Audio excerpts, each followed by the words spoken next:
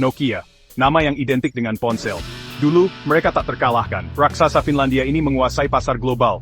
Ponsel mereka ada di mana-mana. Orang-orang menyukai daya tahannya. Mereka menyukai desainnya yang sederhana. Nokia adalah rajanya. Akhir tahun 1990-an dan awal tahun 2000-an adalah masa keemasan Nokia.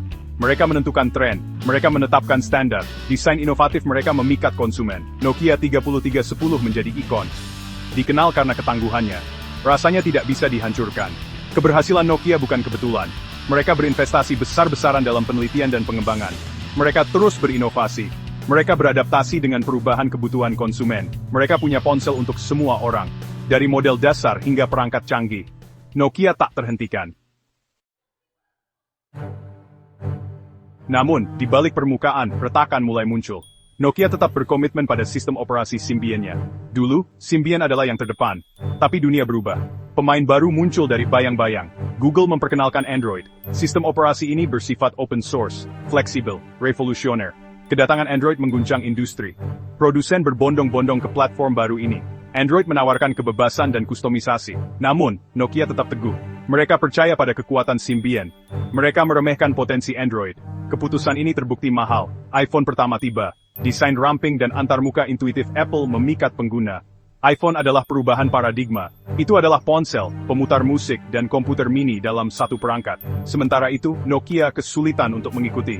Sistem Symbian mereka terasa ketinggalan zaman. Ponsel mereka tidak memiliki keanggunan iPhone. Penurunan Nokia sedramatis kebangkitannya. Pangsa pasar mereka menyusut dengan cepat. Perangkat Android dan iOS membanjiri pasar. Konsumen menyambut platform baru ini. Mereka menawarkan lebih banyak fitur. Mereka memberikan pengalaman pengguna yang lebih baik. Nokia seperti tersesat di tengah keramaian. Raksasa yang dulu perkasa kini rentan. Mereka mencoba beradaptasi. Mereka merilis perangkat baru. Mereka bahkan bermitra dengan Microsoft. Tapi sudah terlambat. Kerusakan tak terigisi. Enseftenshot. Inowet Tachragiria. Saat Nokia goyah, pesaing baru muncul dari timur Samsung. Perusahaan Korea Selatan ini telah menjadi pemain di pasar ponsel selama bertahun-tahun. Mereka dikenal dengan perangkat kerasnya.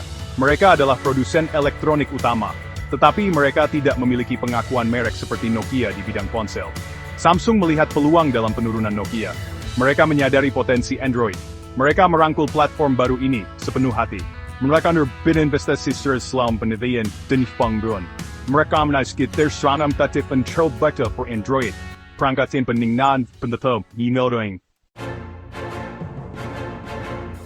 Bagian 5 gelombang Korea menyapu pasar. Seri Galaxy Samsung menggebrak pasar. Lini Galaxy S dan Galaxy Note menjadi sangat sukses. Mereka menawarkan teknologi mutakhir. Mereka memiliki layar AMOLED yang indah. Mereka memiliki prosesor yang kuat. Mereka menjadi hit di kalangan konsumen. Pemasaran Samsung juga tepat sasaran. Mereka bermitra dengan selebriti. Mereka meluncurkan kampanye iklan besar-besaran. Mereka memposisikan diri sebagai merek Android Premium.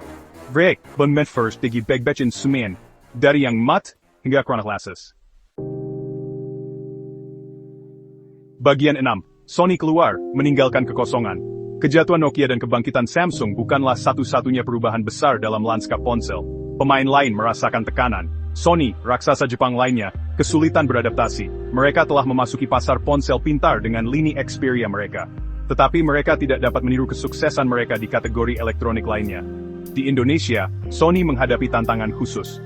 Pasar menjadi semakin kompetitif. Merek lokal menawarkan perangkat menarik dengan harga terjangkau. Harga Sony yang lebih tinggi membuatnya sulit untuk bersaing. Mereka akhirnya memutuskan untuk keluar dari pasar ponsel pintar Indonesia. Itu adalah langkah mundur yang strategis. Mereka fokus pada wilayah lain di mana mereka lebih kuat. Bagian 7 bangkit dari timur, Oppo dan Xiaomi. Ketika pemain mapan seperti Nokia dan Sony goyah, gelombang baru produsen muncul dari Tiongkok. Oppo dan Xiaomi, yang dulunya tidak dikenal, dengan cepat mendapatkan pangsa pasar.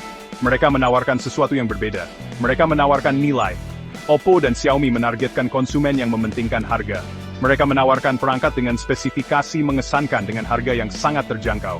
Mereka mententang bahwa ponsel pintar di contoh warga bos tidak semahal. Ibu karena istipik dan somik bimot 3 berkembang. Bagian 8. Rasio harga spesifikasi, formula kemenangan. Keberhasilan Oppo dan Xiaomi bukanlah kebetulan. Mereka memahami dinamika pasar yang berkembang. Mereka tahu bahwa konsumen menjadi lebih cerdas. Mereka menginginkan fitur terbaik dengan harga serendah mungkin. Mereka memenuhi janji itu. Merek-merek Tiongkok ini berinvestasi besar-besaran dalam penelitian dan pengembangan. Mereka merampingkan rantai pasokan mereka. Mereka menawarkan perangkat mereka melalui saluran online. Ini memungkinkan mereka untuk memotong biaya dan memberikan penghematan kepada konsumen. Strategi mereka berhasil. Oppo dan Xiaomi menjadi pemain utama. Mereka menantang Samsung dan Apple. Mereka memaksa seluruh industri untuk menjadi lebih kompetitif.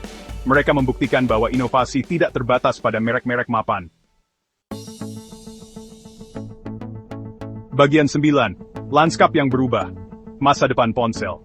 Industri ponsel adalah bukti perubahan yang konstan. Kejatuhan Nokia dan kebangkitan Samsung adalah pengingat nyata bahwa bahkan raksasa pun bisa tersandung. Munculnya Oppo, Xiaomi dan lainnya menunjukkan kekuatan disrupsi. Masa depan ponsel penuh dengan kemungkinan. Teknologi baru terus bermunculan. Kecerdasan buatan, layar lipat dan konektivitas 5G. Persaingan untuk mendominasi akan terus berlanjut. Pemenangnya adalah mereka yang dapat mengantisipasi perubahan, beradaptasi, dan memberikan apa yang diinginkan konsumen. Satu-satunya yang konstan adalah perubahan itu sendiri.